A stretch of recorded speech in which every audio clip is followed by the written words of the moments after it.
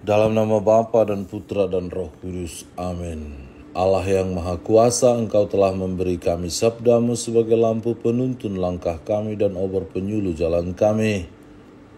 Utuslah Roh Kudus-Mu ke dalam hati dan pikiran kami, agar kami mampu merenungkan dan menghayati firman-Mu dan melakukannya sesuai dengan kehendak-Mu, dengan pengantaraan Kristus, Tuhan dan Juru Selamat kami. Amin. Tuhan bersamamu dan bersama rohmu. Inilah Injil suci menurut Matius. Dimuliakanlah Tuhan. Bukan setiap orang yang berseru kepadaku Tuhan, Tuhan akan masuk ke dalam kerajaan surga, melainkan dia yang melakukan kehendak Bapakku yang di surga. Pada hari terakhir banyak orang akan berseru kepadaku, Tuhan, Tuhan, bukankah kami bernubuat demi namamu dan mengusir setan demi namamu dan mengadakan banyak mujizat demi namamu juga? Pada waktu itulah aku akan berterus terang kepada mereka dan berkata, aku tidak pernah mengenal kamu, enyahlah daripadaku, kamu sekalian pembuat kejahatan. Setiap orang yang mendengar perkataanku ini dan melakukannya, ia sama dengan orang yang bijaksana yang mendirikan rumahnya di atas batu. Kemudian turunlah hujan dan datanglah banjir, lalu angin melanda rumah itu, tetapi rumah itu tidak rubuh sebab didirikan di atas batu. Tetapi setiap orang yang mendengar perkataanku ini dan tidak melakukannya, ia sama dengan orang yang bodoh yang mendirikan rumahnya di atas pasir. Kemudian turunlah hujan dan datanglah banjir, lalu angin melanda rumah itu, sehingga rubuhlah rumah itu dan hebatlah kerusakannya. Dan setelah Yesus mengakhiri perkataan ini, takjublah orang banyak itu mendengar pengajarannya, sebab ia mengajar mereka sebagai orang yang berkuasa, tidak seperti ahli-ahli Taurat mereka. Demikianlah sabda Tuhan, terpujilah Kristus. Saudara dan saudari terkasih dalam Kristus Yesus, kita sering dihadapkan pada dua realitas yang berbeda dalam menjalani atau menghidupi spiritualitas keagamaan kita. Ada orang yang sangat rajin beribadah, berdoa, serta mengikuti segala bentuk kegiatan rohani dan praktek hidup keagamaan, tetapi apatis terhadap segala bentuk kegiatan non-gereja seperti kegiatan kemasyarakatan atau kegiatan sosial karitatif lainnya. Di lain pihak, ada orang yang begitu sibuk dengan kegiatan kemasyarakatan, selalu menjadi orang paling aktif, baik dalam memberi bantuan atau sumbangan, tetapi dalam aksi sosial dan amal boleh dikatakan sangat baik. Tetapi yang saya maksud dalam hal rohani justru tidak terlalu aktif. Bahkan boleh dikatakan acuh tak acuh.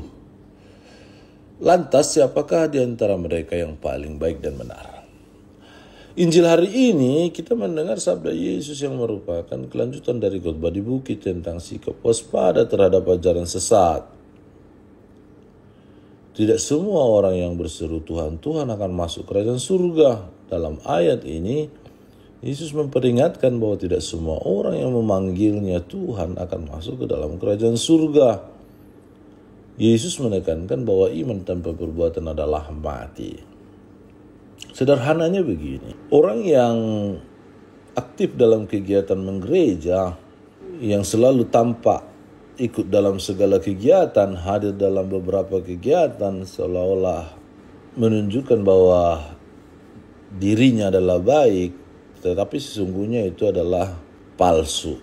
Fakta hidupnya bahwa dia orang yang berdosa, bahwa orang itu sering menjatuhkan orang lain, menjelek-jelekkan, menjadi penggosip, menciptakan sesuatu yang tidak baik di kalangan gereja itu sendiri, tapi aktif ikut dalam kegiatan-kegiatan menggereja, tapi perilaku hidupnya tidak mencerminkan orang yang beriman.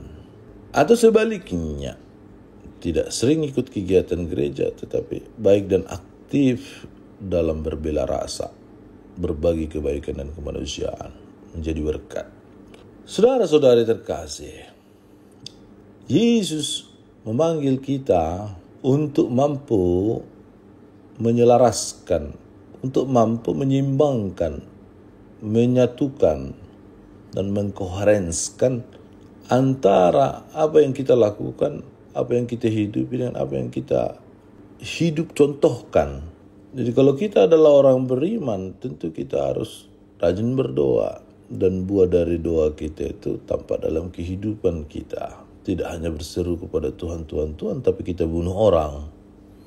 Tapi kita jatuhkan orang, kita jelek-jelekkan orang, kita bunuh karakter orang.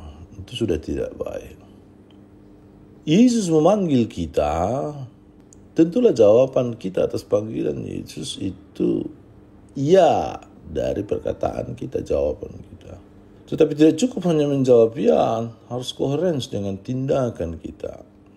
Tindakan pertama menjawab panggilan Tuhan adalah mendengarkan, lalu disusul tindakan kedua, yaitu jawaban atas panggilan itu dan menyamakannya, merealisasikannya sejajar persis dengan apa yang kita katakan dalam kelakuan, dalam perilaku kita, dalam hidup kita. Itulah sebabnya di bagian selanjutnya Yesus mengatakan, setiap orang yang mendengar perkataanku ini dan melakukannya, ya sama dengan orang yang bijaksana yang mendirikan rumahnya di atas batu. Tindakan nyata adalah bukti dari iman kita. Dalam menghadapi cobaan dan kesulitan, iman yang teguh dan tindakan yang berlandaskan ajaran Kristus akan membuat kita tetap berdiri kokoh. Rumah yang dibangun di atas dasar yang kuat, fondasi yang kuat, tidak akan roboh meskipun dihantam, diterpa oleh badai.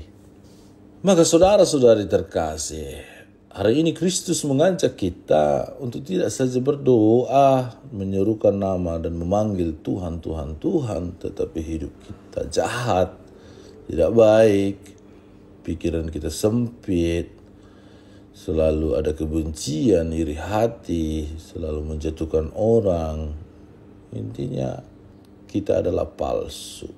Dan kita dipanggil untuk bertindak sesuai dengan apa yang kita imani. Kalau kamu mendengar firman-Ku dan kamu melakukannya, kamulah orang-orang yang bijaksana. Kalau tidak, kamu orang bodoh. Ada saatnya mengolah kebutuhan spiritual lewat berbagai kegiatan rohani. Namun ada juga saatnya kita tunjukkan apa yang kita ulah itu dalam karya pelayanan sosial karitatif di dunia kerja kita masing-masing. Ini bukan soal siapa yang paling benar. Ini tentang bagaimana kita mendengarkan firman Tuhan dan melakukannya sesuai dengan kehendak-Nya. Saudara-saudari terkasih, mari kita berjuang dan berusaha dengan apa yang kita imani, kita doakan, yang kita serukan Tuhan, Tuhan, kiranya selaras, sejajar dengan apa yang kita tunjukkan, praktekkan, hidupi, dan lakukan konkret dalam kehidupan kita. Tidak menjadi pribadi-pribadi yang palsu dan munafik. Semoga Tuhan membantu dan memberkati kita, sehingga kita menjadi pribadi-pribadi yang bijaksana.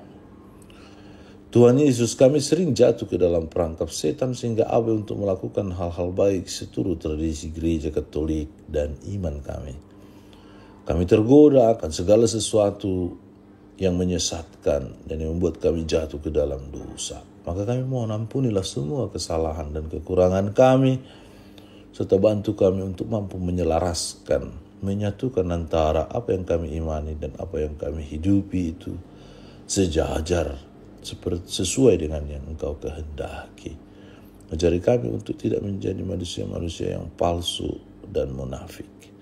Doa ini kami sampaikan kepadamu dengan pengantaraan Kristus Tuhan kami. Amin. Allah Bapa kami, penuntun kehidupan, Engkau telah menuntun Abraham menuju tanah terjanji. Engkau juga menuntun bangsa Israel menuju tanah Yerusalem melalui tangan Musa. Kini kami umat-Mu keuskupan Padang sedang berjalan bersama dalam sinode kefikepan menuju keselamatan yang Engkau janjikan dalam diri Putra-Mu Yesus Kristus. Tuntunlah peziarahan hidup kami dengan kuasa Roh Kudus-Mu, agar kami tetap tabah, sabar dan setia menghadapi kesulitan dan tantangan hidup. Bimbinglah kami supaya mampu berjalan bersama, saling meneguhkan dalam iman, harapan, dan kasih. Bunda Maria, doakanlah kami putra-putrimu sepanjang sinode kefikepan ini berlangsung. Ya Bapa, Engkau kami sembah dan muliakan, kini dan sepanjang masa. Amin. Tuhan bersamamu dan bersama rohmu. Semoga saudara sekalian dilindungi, dibimbing, dan diberkati oleh Allah yang Maha Kuasa, Bapa dan Putra dan Roh Kudus. Amin.